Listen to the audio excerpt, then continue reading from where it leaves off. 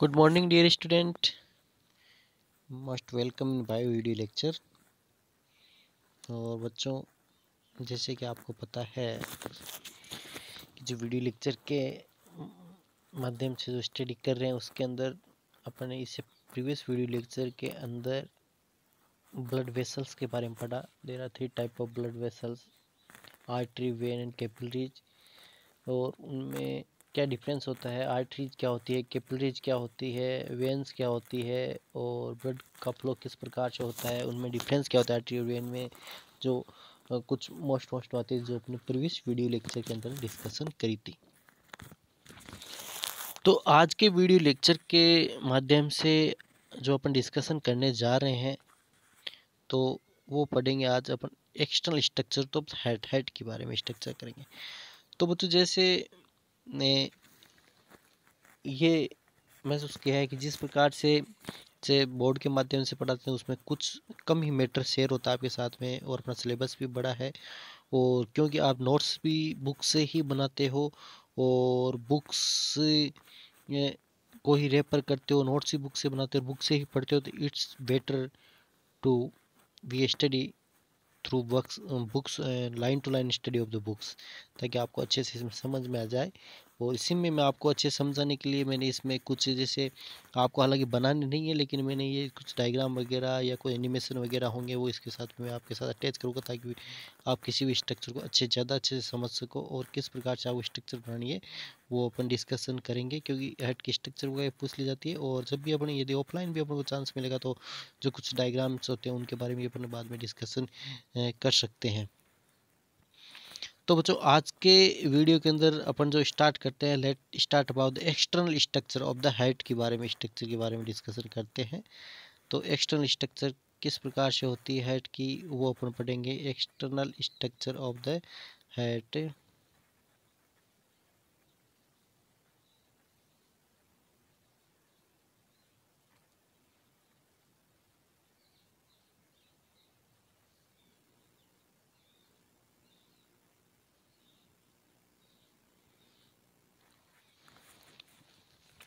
ठीक है, external structure of the head के बारे में पढ़ते हैं आज।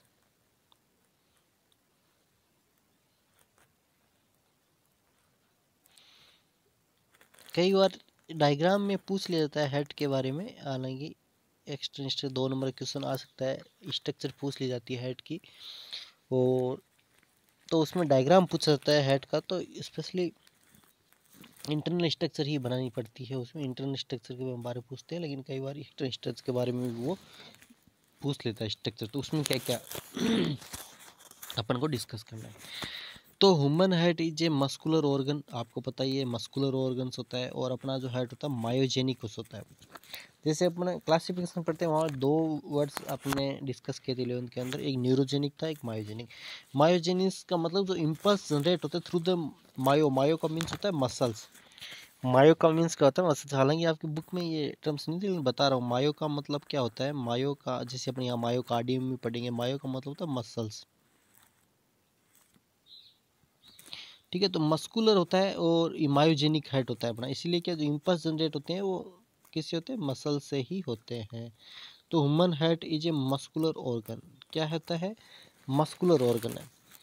It is size similar to human fist, ये इसकी जो आकार की बात करते हैं, इसके साइज की बात करते हैं, तो अपनी जो मुट्ठी होती है उसके आकार की इसकी साइज होती है। साइज की बात करें तो जो मुट्ठी होती है उसके आकार का ह्यूमन का हेड होता है। बहुत इंपॉर्टेंट लाइन है बच्चों अगली, it is originate from the mesoderm. ये मेजोड्रम से, क्योंकि आपको पता ही है कि एम्ब्रियोनिक जो डेवलपमेंट होता है, तो एम्ब्रियोनिक डेवलपमेंट 3 लेयर बनती है, एक्टोड्रम, एंडोड्रम और मेजोड्रम। तो आपको पता ही एक्टोड्रम से अदर जो डिफरेंट टाइप ऑर्गन बनते हैं, एंडोड्रम से अदर टाइप ऑर्गन्स बनते हैं, इसी प्रकार मेजोड्रम से भी कुछ ऑर्गन्स बनते हैं। उनमें से मेजोड्रम से बनने वाले जो ऑर्गन्स है उनमें से जो एक आता है वो आता है अपना हार्ट आता है। ठीक है, जो हार्ट है वो भी किससे बनता है बच्चों, मेजोड्रम से ही बनता है। ठीक है, तो यहाँ पर ये भी याद रखना, it originate from the mesoderm, mesoderm से होता है बनता है। Human heart is situated in the mediastinal space between the both the lungs. अब इसकी सिचुएशन की बात करें तो बच्चों आपको पता ही होगा कि सिचुएशन की बात करें तो इसकी सिचुएशन जो हार्ट की होती है,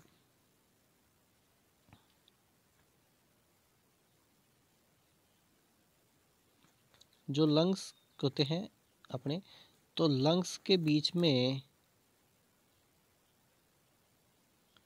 जो मीडियस्टेनम स्पेस पाया जाता है, ठीक है, वहाँ पर ये जो हेड होता है वो ये पाया जाता है, ठीक है। हेड की बात करें तो वहाँ पर पाया जाता है ये हेड इस प्रकार से। स्लाइटली टिल्टेड टू लेफ्ट, थोड़ा सा लेफ्ट की तरफ टिल्टेड होता है, मतलब घुमा होता है। तो ये जो हेड की बात करें अपन, जो हेड की बात करें तो हेड जो होता है वो यहाँ पर पाया जाता है, ठीक है। हेड की बात करें तो हेड जो होता है मीडिया स्टेनल स्पेस बोलते हैं इसको, जो दोनों लंग्स के बीच में, लेफ्ट और राइट लंग्स के बीच में होता है। और ये स्लाइटली टिल्टेड या ये टुवार्ड द लेफ्ट बोल सकते हो, स्लाइटली टुवार्ड द लेफ्ट, ठीक है, टुवार्ड द लेफ्ट, थोड़ा सा लेफ्ट की तरफ होता है। देखो मैंने ये सेंटर बताया, सेंटर से थोड़ा सा इसका जो होता है वो लेफ्ट की तरफ ये टिल्टेड होता है, या इन थोरेसिक कैविटी में होता है ये। तो अपन बोल सकते हैं it is situated, या height is, human height is situated in the median space between the both lungs in the thoracic cavity slightly toward the left, ठीक है, लेफ्ट की साइड में थोड़ा ज़्यादा टिल्टेड रहता है। इस प्रकार से अपन इसको बता सकते हैं कि इसकी सिचुएशन है वो किस प्रकार से होती है। फिर इसकी नेक्स्ट जो सिचुएशन आती है, और ये बता रहा है नेक्स्ट सिचुएशन की बात करें तो देखो यहाँ पे it's anterior surface is toward sternum, आगे का जो भाग होता है आपको पता है, जो जहाँ रिब्स आके जुड़ती है वो स्टर्नम होता है। तो इसके हेड के आगे क्या पाया जाता है, स्टर्नम पाया जाता है। बैक पोस्टीरियर सरफेस में क्या होता है, इसोफेगस होती है, आपको पता ही है। पोस्टीरियर सरफेस की बात करें तो इसके पीछे क्या होती है, हेड के पीछे का इसोफेगस गुजरती है, ठीक है। ये लोअर सरफेस में क्या होता है, लोअर सरफेस में बच्चों आपको पता ही है, लोअर सरफेस में क्या होता है, डायफ्राम होता है, ठीक है। इस प्रकार से अपन बता सकते हैं। तो यहाँ पर सिचुएशन की बात करें, ये डायफ्राम की स्पेलिंग सही कर लेना, यहाँ एस की जगह ए है, ठीक है। और ये जो बुक मैं बता रहा हूँ ये आरबीएससी की इंग्लिश मीडियम की कन्वर्टेड बुक है, जो टोटली हिंदी वाली बुक का कन्वर्जन आरबीएससी की बुक है ये, ठीक है। इसकी जो पीडीएफ है, ठीक है, इसकी पीडीएफ आपको आरबीएससी की साइट पे मिल जाएगी। और हो सके यदि ये भेजा जा सके तो मैं आपको वहाँ पे असाइनमेंट में इसको डाल दूँगा, ठीक है। इस बुक्स का जो है जो फॉर्मेट है, पीडीएफ फॉर्मेट है, उसको मैं असाइनमेंट में डाल दूंगा, वहाँ से आप डाउनलोड कर लेना, ठीक है, यदि पॉसिबल रहा तो। इस प्रकार से तो इसकी अपन बात करें, सिचुएशन की बात करें तो पोस्टीरियर सरफेस में क्या होता है, इसोफेगस होती है। और एंटीरियर सरफेस में क्या होता है, ठीक है, एंटीरियर सरफेस में क्या होता है, स्टर्नम होता है। पोस्टीरियर में इसोफेगस, या अपना वर्टिब्रल कॉलम बोल सकते हो उसके, इसोफेगस के पीछे आपको पता ही है, ठीक है। और नीचे क्या होता है, डायफ्राम होता है। डायफ्राम की स्पेलिंग जरूर ठीक करना है, यहाँ पे DIAPHARGM होता है, या एस लिख रखा था इस प्रकार से।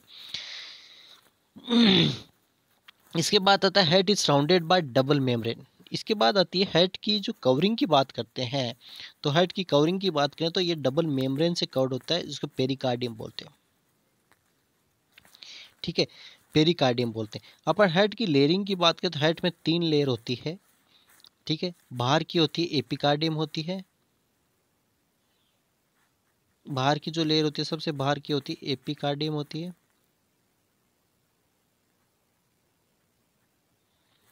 उसके अंदर मायोकार्डियम होती है, बीच की जो लेयर होती है मस्कुलर लेयर होती है, पढ़ेंगे अपन।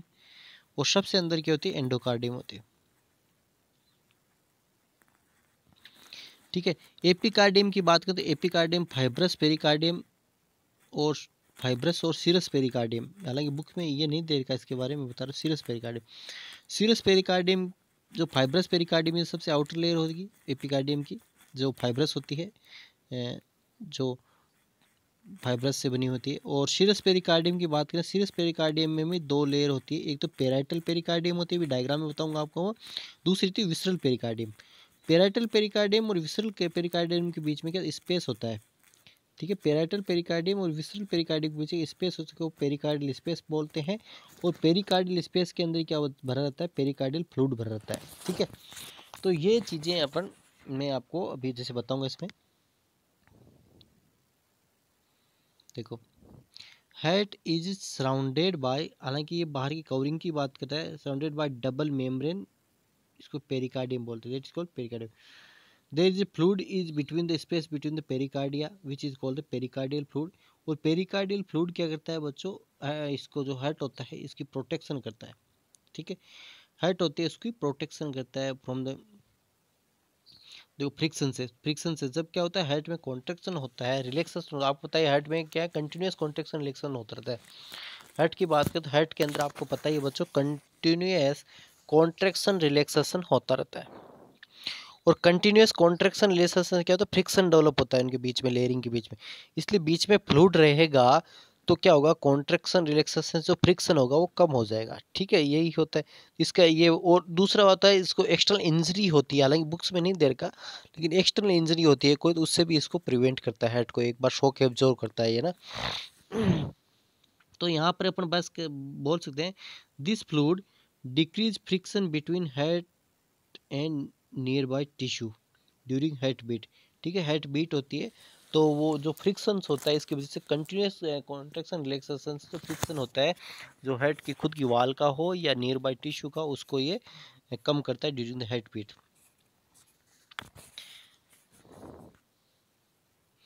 अब देखो अपन बात करते हैं कि हार्ट की वाल की बात करते हैं कि हार्ट की जो वाल होती है, ठीक है, वो 3 लेयर से बनी होती है, made up of 3 layer. Heart the human heart wall, the human heart wall is made up of 3 layer. अब कौन कौन सी होती है देखो, इस डायग्राम से बताता हूँ मैं आपको, हालांकि बुक्स में नहीं दे रखा है डायग्राम, ये बुक्स में नहीं दे रखा है आपके डायग्राम, मैंने समझाने के लिए आपको इसमें डाला है ये। ठीक है, तो ये देखो वाल है, ये हेड की वाल के बारे में बता रहे हैं। ठीक है, हेड की वाल है, देखो यहाँ पे, यहाँ से लिया इसका सेक्शन देख रहे हैं अपन। ठीक है, इसका सेक्शन, तो इसको देखना कि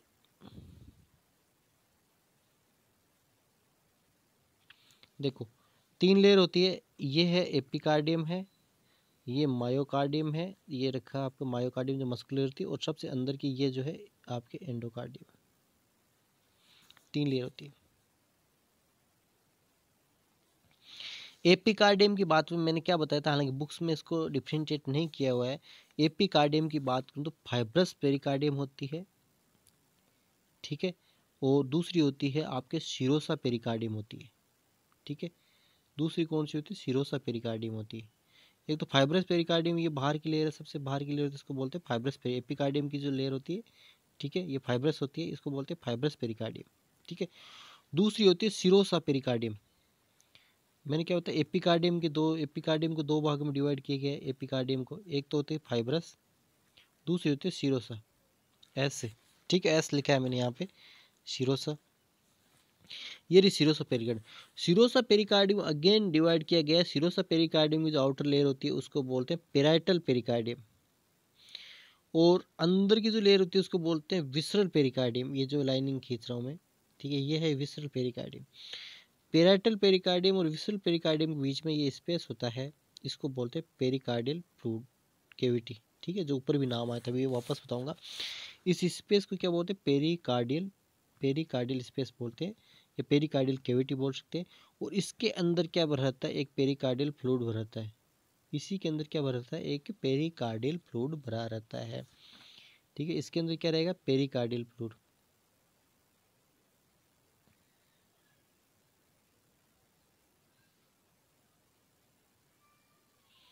और पेरिकार्डियल फ्लूइड की ही बात अभी थोड़ी देर पहले अपन ने की थी, पेरिकार्डियल फ्लूइड के बारे में ही अपन ने डिस्कशन किया था, आपको याद होगा पेरिकार्डियल फ्लूइड के बारे में क्या डिस्कशन किया था। पेरिकार्डियल फ्लूइड के बारे में ही अपन ने डिस्कस किया था कि ये ड्यूरिंग बीटिंग्स के दौरान जो कॉन्ट्रैक्शन रिलैक्सेशन होता है हार्ट का, तो उस दौरान जो फ्रिक्शंस होता है in the heart cells and among the others tissue या नेबरिंग टिश्यू के बीच में जो फ्रिक्शंस होता है उसको ये पेरिकार्डियल जो फ्लूइड होता है जो पेरिकार्डियल कैविटी के अंदर भरता है, वो उसको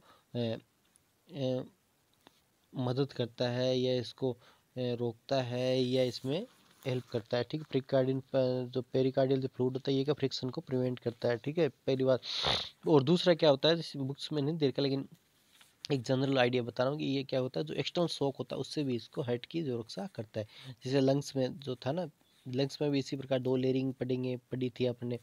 ठीक है, जिस लंग्स में भी जो प्लूरल कैविटी होती है उसमें प्लूरल फ्लूइड भरा रहता है, ठीक है, वो उसको शॉक से और फ्रिक्शन के दोनों कोलेप्स होने से बचाता है, वो अपन ने पढ़ा होगा, याद होगा आपको। तो उसी प्रकार से इसमें क्या होती है, बाइलेयर होती है, ठीक है, जो सिरोसा मेम्ब्रेन्स की होती है और उसके बीच में ये स्पेस होता है, उसके अंदर पेरिकार्डियल फ्लूइड आपके भर रहता है, जो क्या होता है फ्रिक्शन से प्रिवेंट करता है। तो ये चीज़ थी। फिर देखो अंदर की जो लेयर है, फिर जो दूसरी, ये तो होगी आपके एपिकार्डियम। फिर ये जो लेयर है ये है मायोकार्डियम, जो मोटी लेयर होती है, तो ये है मायोकार्डियम। देखो ये जो लेयर है ये है मायोकार्डियम, जो मस्कुलर लेयर होती है, मस्कुलर मोटी लेयर होती है। और मस्कुलर मोटी लेयर इसलिए होती है कि आपको पता ही है कि हार्ट को कॉन्ट्रैक्शन करने के, पावरफुल कॉन्ट्रैक्शन जनरेट करता है हार्ट। एक पावरफुल कॉन्ट्रैक्शन जनरेट करने के लिए एक मोटी मसल्स की आवश्यकता होती है, इसीलिए इसकी थिकनेस होती है मसल्स की, ये थोड़ी ज़्यादा होती है। और थिकनेस और मोटी की आवश्यकता क्यों पड़ती है बच्चों, आपको पता ही है कि जो हार्ट जब कॉन्ट्रैक्ट होता है, कॉन्ट्रैक्शन ब्लड का फ्लो करता है थ्रू आउट बॉडी करता है, पूरे बॉडी के अंदर ब्लड का सर्कुलेशन को पहुंचाता है। पूरे बॉडी के अंदर क्या होता है, ब्लड का सर्कुलेशन पहुंचता है एक कॉन्ट्रैक्शन से, ठीक, हार्ट बीट से, जब हार्ट बीट करता है। तो इसलिए क्या होता है, हार्ट जो होती है ये एक हार्ट जो मायोकार्डियम जो लेयर है हार्ट की, ये एक स्ट्रॉन्ग लेयर होती है। और इससे ही क्या होता है, ये मायोजेनिक होती है, मतलब इससे इम्पल्स जनरेट होता है। जब अपन पढ़ेंगे कंडक्शन ऑफ हार्ट और कार्डियक साइकिल पढ़ेंगे तो आपको पता चलेगा इसी से क्या होता है, इसी के अंदर कुछ नोड्स पाए जाते हैं, इम्पल्स जनरेट करते हैं, उन्हीं के द्वारा कॉन्ट्रैक्शन रिलैक्सेशन होता है हार्ट मसल्स में, ठीक है। तो ये फिर अंदर की लेयर है, देखो ये सबसे जो अंदर की लेयर है, जो मैं दूसरे रंग से दिखा देता हूँ आपको, चलो सबसे अंदर की लेयर है, ये है आपके एंडोकार्डियम, सबसे अंदर की लेयर ये एंडोकार्डियम होगी, ठीक है, ये एंडोकार्डियम होगी। और दूसरे कलर से दिखाऊँ, मायोकार्डियम आपके ग्रीन कलर वाली है ही, ये होगी आपकी मायोकार्डियम। और ये होगी आप पे एपिकार्डियम, ठीक है। एपिकार्डियम में दो प्रकार के हैं, ठीक है, एपिकार्डियम में दो प्रकार का है सिस्टम है। तो ये है आपके सीरस पेरिकार्डियम और ये है आपके फाइब्रस पेरिकार्डियम बाहर वाली, ठीक है। इस प्रकार से, हालांकि तो इस प्रकार से ये जो होती है ओवरऑल क्या है, वाल है, किसकी, हेड की वाल का सेक्शन है, आपने बताया। तो यहाँ पर भी अपने ये बात ऊपर जो पड़ी है वो यही बात बता रही है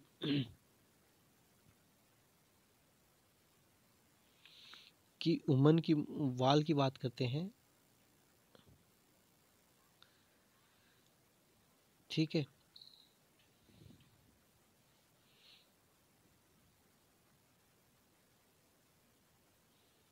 The human head wall is made up of three layer। कितनी लेयर से बनी होती है, 3 लेयर से। The outer most layer is fibrous, बाहर की जिसमें होता है fibrous, which is called epicardium. The middle layer is thick and muscular, which is called the myocardium. And inner most layer is made up of elastic tissue and endothelium, which is called the endocardium. अंदर की जो होती है elastic tissue से बनी होती है, elastic tissue जो बनी होती है एंड एंडोथीलियम से, एंड इसको endothelium which is called endocardium, endothelium से बनी हुई होती है। The muscular layer of the head is made of cardiac muscle, जैसे स्पेशल टाइप ऑफ मसल्स पाई जाती है हेड के अंदर, उसको कार्डियक मसल्स ही बोलते हैं, ठीक है। जो मस्कुलर लेयर की बात करते हैं, muscular layer made of the cardiac muscle, heart wall as a connective tissue and blood capillaries, ठीक है। The muscular layer of heart is made of the cardiac muscles, cardiac muscles में heart wall has no, यहाँ पे शायद बच्चों no आएगा, याद रखना, ठीक है, नो आएगा, यहाँ पे लिखा नहीं है बीच में, नो कनेक्टिव टिश्यू है ना ब्लड, हाँ सॉरी सॉरी सॉरी, ठीक है, ये नर्व सिस्टम का था, ना, इसमें क्या होता है कनेक्टिव टिश्यू होती है, इसमें क्या होता है हेड वॉल में कनेक्टिव टिश्यू तो पाया जाएगा और ब्लड वेसल्स कैपिलरीज तो पाई जाएगी, है ना, कैपिलरीज खूब वेप होती है, लेकिन the nerve cells are lack in it, मतलब नर्व सेल्स नहीं होती इनके अंदर, ये बताना चाहता था मैं, ठीक है। The nerve cells are lacking in it, इस मतलब क्या होगा, नर्व सेल्स होती है बहुत ही कम पाई जाती है इसके अंदर, नर्व नहीं होती है, इसलिए हेड क्या होता है मायोजेनिक होता है। सम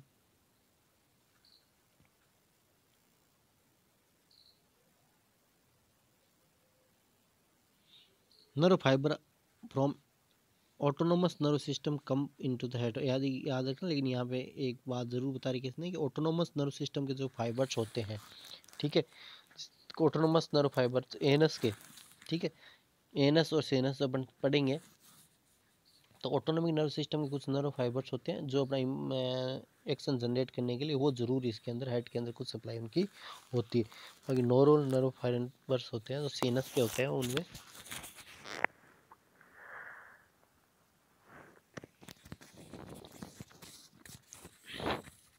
कम होते हैं या होते नहीं है, ठीक है। तो ये था आपके हेड। तो इसकी स्ट्रक्चर की बात करें जो बुक्स के अंदर आपके दे रखा है वो ये स्ट्रक्चर है। देखो इससे आप कितना समझ आओगे क्योंकि इससे आप डायग्राम नहीं बना पाओगे इससे। तो इसको अपन डिस्कशन करते हैं मैं दूसरे डायग्राम के माध्यम से। तो इसको आप कॉपी के अंदर डायग्राम बना सकते हो इसका, ठीक है। तो हेड के डायग्राम की बात करें तो देखो इस प्रकार से आप लोगों को बनाना। सबसे पहले इस प्रकार से यहाँ से इस प्रकार से ऐसे, ठीक है। इसके अंदर क्या हो जाएगा, सबसे पहले अपन इसके चेम्बर की बात करते हैं, चारों चेम्बर। तो ये तो हो गया आपका राइट एट्रियम, ठीक है। ये राइट एट्रियम होगा तो ये कौन सा हो जाएगा आपका राइट वेंट्रिकल, ठीक है। ये हो गया लेफ्ट एट्रियम और ये हो गया लेफ्ट वेंट्रिकल, ओके। यहाँ पे लिखा है देखो राइट वेंट्रिकल ना, तो ये इसको दस कर। फिर ये बताइए पल्मोनरी ट्रंक है, ये पल्मोनरी ट्रंक है। इस प्रकार शो कर सकते हैं आप इसको, देखो ये पल्मोनरी है जो आपके राइट वेंट्रिकल से यहाँ से निकलती है, राइट वेंट्रिकल से, है ना, राइट वेंट्रिकल पल्मोनरी। और ये तो चली जाती है, ये आपके पल्मोनरी आर्टरी है जो आपके इधर राइट लंग्स, लेफ्ट लंग्स की तरफ जाएगी, ठीक है। लेफ्ट लंग्स की तरफ जाएगी, लेफ्ट पल्मोनरी आर्टरी है देखो। और ये वाली जो इसके पीछे से यहाँ से आ रही है ये, और जो इधर निकलती है ये राइट पल्मोनरी वेन से ये आपके राइट लंग्स में चली जाती है इस प्रकार से, जो इम्प्योर ब्लड लेके जाती है। इसके बाद सॉरी यहाँ से निकलेगी ये इस प्रकार से ना।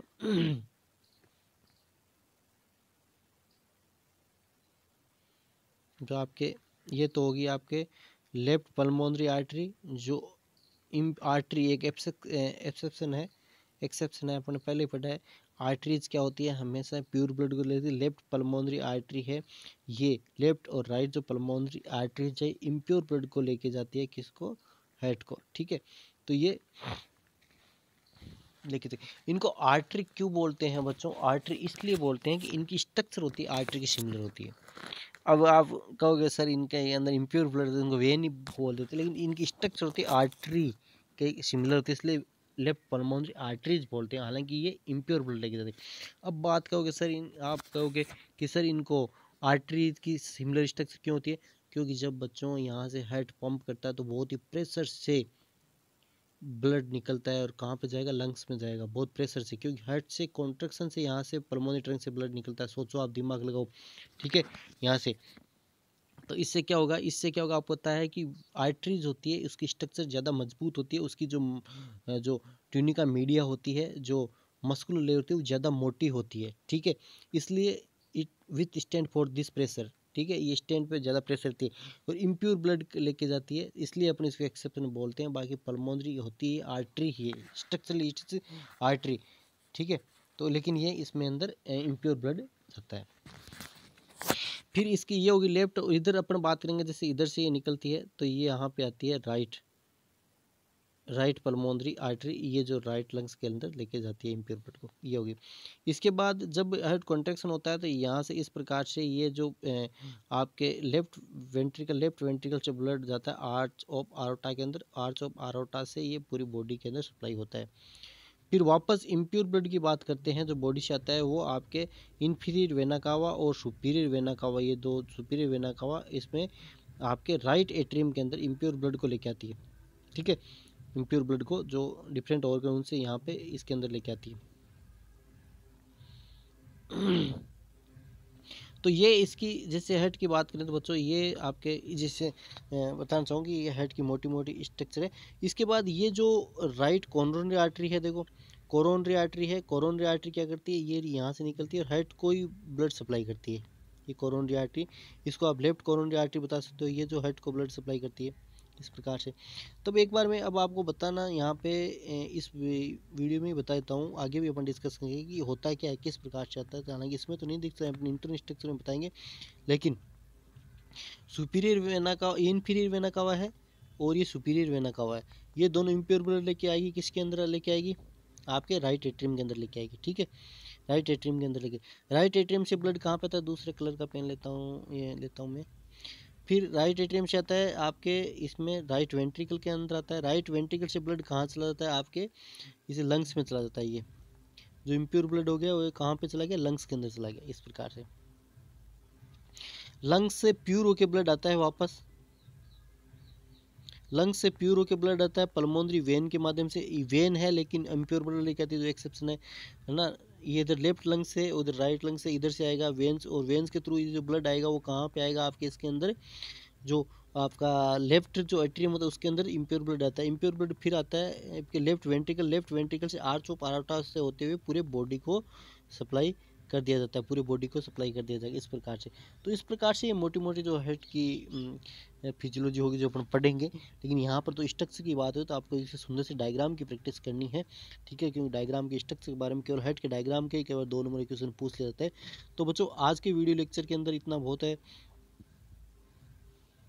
अगले वीडियो लेक्चर के अंदर अपन internal structure of the head के बारे में करेंगे, और भी इसमें हमारे कुछ जो चीज़ें हैं वो अपन बातें करेंगे, जिसमें अभी तक जो अपन ने पढ़ी है एक्सटर्नल स्ट्रक्चर के बारे में पढ़ी, जो ज़्यादा विशेष नहीं है, और लाइन टू लाइन मैंने बताई। आगे की भी अपन लाइन टू लाइन ही डिस्कशन करेंगे, और स्ट्रक्चर को भी मैं जिस कोशिश करूँगा कि आपको और सिंप्लीफाई करके, किसी को कम एनिमेटेड हो या कंप्यूटर के माध्यम से बताऊँ, लेकिन आपको क्वेश्चन के अंदर इनकी डायग्राम की प्रैक्टिस जरूर करनी है। जो रफ के अंदर करो, और आपके नोट्स के अंदर सुंदर सा डायग्राम जरूर बनाना है।